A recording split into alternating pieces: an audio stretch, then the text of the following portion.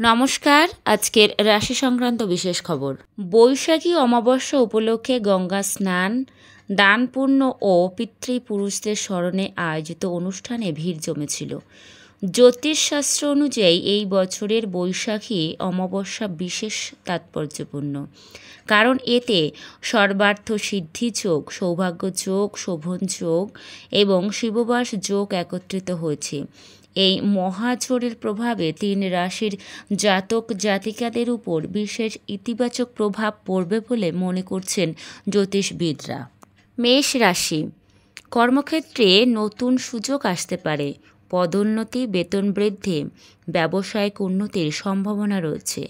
আর্থিক দিক থেকে সমৃদ্ধি লাভের সম্ভাবনা, পুরনো আটকে থাকা পাওনা আদায় হতে পারে। সামাজিক জীবনের জনপ্রিয়তা বৃদ্ধি হতে পারে।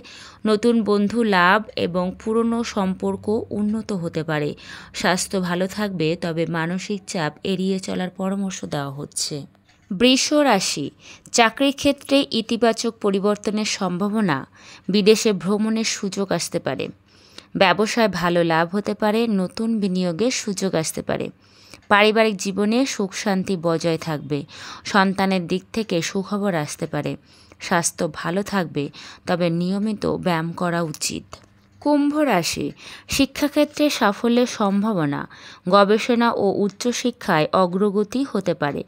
চাকরি ক্ষেত্রে নতুন দায়িত্ব পেতে পারেন। ব্যবসায়িক ক্ষেত্রে লাভের সুযোগ আসতে পারে। ব্যক্তিগত জীবনে আনন্দের ঘটনা ঘটতে পারে।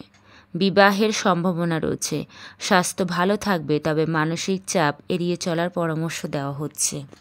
সর্বোপরি এই ৩ রাশির জাতক জাতিকাদের জন্য এই বৈশাখ অমাবস্যা বিশেষভাবে শুভ হওয়ার সম্ভাবনা রয়েছে।